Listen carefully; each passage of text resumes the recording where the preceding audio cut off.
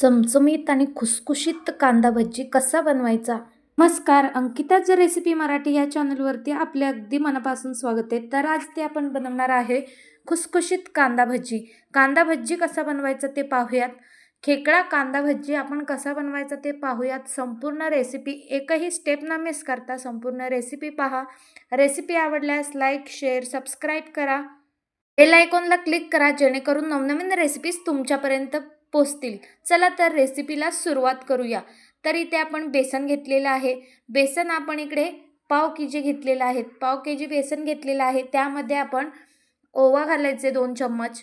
2 चम्मच ओवा घालायचं आणि थोडेसे हातामध्ये चोळून घालायचे आहेत आणि थोडेसे असेच घालायचे, म्हणजे 2 चम्मच आपण इथे ओवा घालून घेतलेला आहे.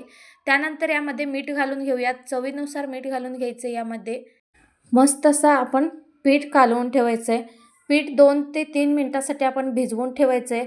तर थोडं पाणी घालून आपण हे पीठ व्यवस्थित काला करून घ्यायचं आहे, म्हणजे त्याचा एक बॅटर बनवून घ्यायचं आहे.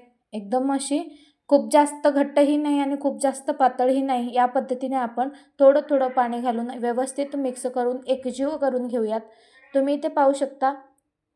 या पद्धतीने आपण थोडं पाणी घालून जरासं मोठं भांडं घ्यायचं. छोटं घेतलात तर व्यवस्थित मिक्स होत नाही आणि जरासं भांडं मोठं असेल तर हात आपला व्यवस्थित फिरवता येते आणि व्यवस्थित पीठही भिजतो. तर इथे आपण थोडं पाणी घालून आपण अशा पद्धतीने एकजीव असा आपला हा बॅटर तयार करून घेतला, म्हणजे भजीचा पीठ इथे आपण तयार करून घेतला. भजीसाठी खूप जास्त घट्ट लागत नाही, तर खूप जास्त पातळही लागत नाही. या पद्धतीने आपण भजीचं पीठ तयार करून घेतलेलं आहे. तुम्ही इथे पाहू शकता. या पद्धतीने आपण पीठ कालवून 2 ते 3 मिनिटासाठी यावर झाकण लावून ठेवून देणार आहोत. तुम्ही इथे पाहू शकता. एकजीव असं करून घ्यायचं आणि पटापट असा खूप जास्त आपण या भजीला किती कालवतो तेवढा भजी चविष्ट होतो. त्यामुळे व्यवस्थित कालवणे खूप गरजेचं आहे, म्हणजे भज्या आपले खुसखुशीत आणि चविष्ट होतात.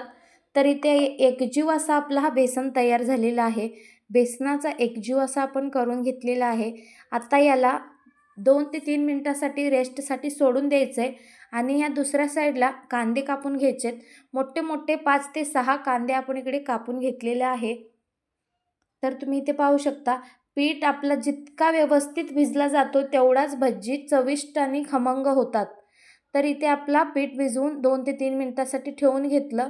तर इथे 5 ते 6 कांदे आपण इथे कापून घेतलेले आहेत. मोठे कांदे कापून घेतलेले आहेत. त्याला हाताने थोडासा आपण सोडून घ्यायचं आहे.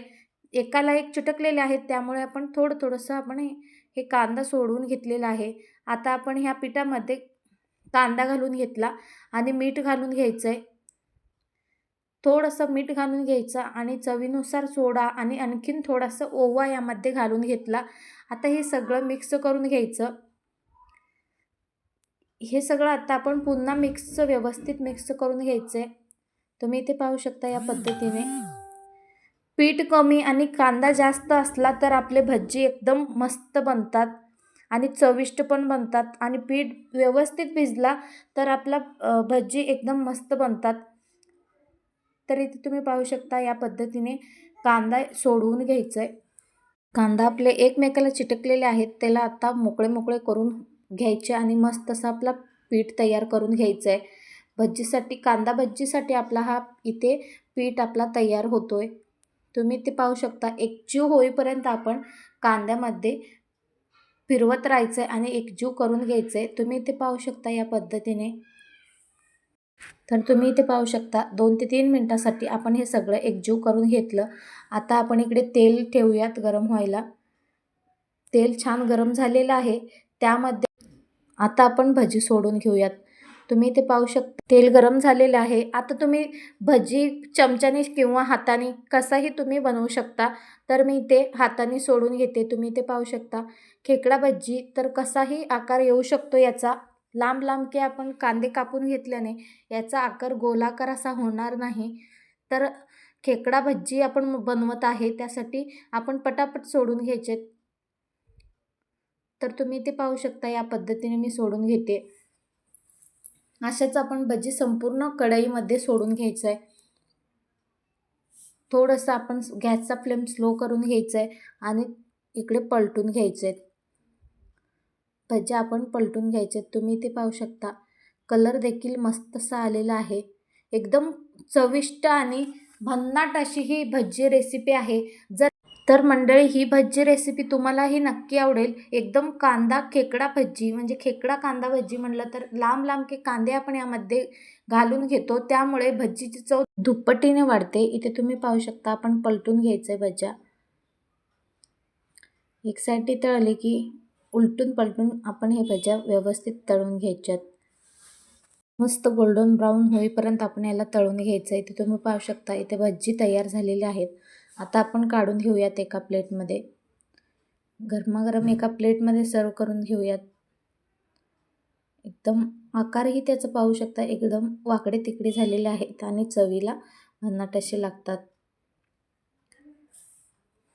तर इथे आपण प्लेटमध्ये सर्व करून घेतलेलं आहोत.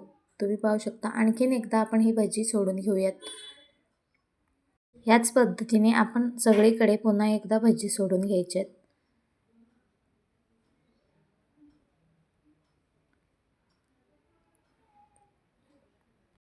तर इथे आपण भजे सोडून घेऊयात.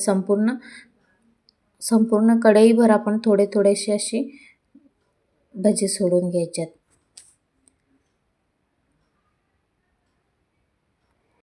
अशाच नवनवीन रेसिपीसाठी पटकन सबस्क्राईब करून घ्या. अजूनही लाईक केला नसेल तर करून घ्या. बेल आयकॉनला क्लिक करा जेणेकरून नवनवीन रेसिपीज तुमच्यापर्यंत पोहोचतील. तर इथे आपल्या भजी एक साईडला तळलेल्या आहेत. आता आपण पुन्हा दुसऱ्या साईडला पलटून घ्यायचे आहेत. तुम्ही इथे पाहू शकता या पद्धतीने एक साईडला मस्त अशी तळलेले आहेत. आता दुसऱ्या साईडनेही तळून घ्यायच्यात. दोन्हीही साईडला उलटून पलटून आपली ही भजी मस्त अशी तळून घ्यायची आहे. इथे तुम्ही पाहू शकता मस्त अशी आपली ही भजी तयार होत आहेत. आणि मंडळी, तुम्ही ही रेसिपी कोणत्या राज्यातून जिल्ह्यातून पाहताय नक्कीच कमेंट बॉक्समध्ये लिहून पाठवा. अशाच नवनवीन रेसिपीसाठी पटकन सबस्क्राईब करून घ्या. तर इथे पाहू शकता आपले हे भजी तळून झालेले आहेत. तर हेही गरमागरम आपण सर्व करून घ्यायचं आहे. इथेही एका प्लेटमध्ये काढून घेऊयात. मस्त अशी आपली ही भजी गरमागरम तयार झालेली आहेत. अशा भजी तुम्ही पावसाळ्यात जास्त करून अशा भजी खाव्याशा वाटतात, पण उन्हाळ्यात पण भजी केव्हाही खाऊ वाटतात. त्यावेळेस आपण ही गरमागरम भजी बनवू शकतो. तर मंडळी, ही भजी रेसिपी तुम्हाला कशी वाटली नक्कीच कमेंट बॉक्समध्ये लिहून पाठवा. आणि ही रेसिपी तुम्ही कोणत्या राज्यातून जिल्ह्यातून पाहताय नक्कीच तेही लिहून पाठवा. भेटूयात अशाच नवनवीन रेसिपीसोबत. तोपर्यंत खात राहा, खुश राहा, आनंदी राहा. तर मंडळी, अशी ही गरमागरम भजी तुम्हीही बनवा. अगदी खुसखुशीत अशी बनलेली आहे. तुम्ही इथे पाहू शकता एकदम जाळीदार आणि खुसखुशीत आणि खेकडा भजी अशी आपली तयार झाली. तर मंडळी, तुम्हीही ट्राय करा आणि कशी वाटली रेसिपी नक्कीच मला सांगा. भेटूयात पुन्हा अशाच एक नवीन रेसिपीसोबत. तोपर्यंत बाय बाय.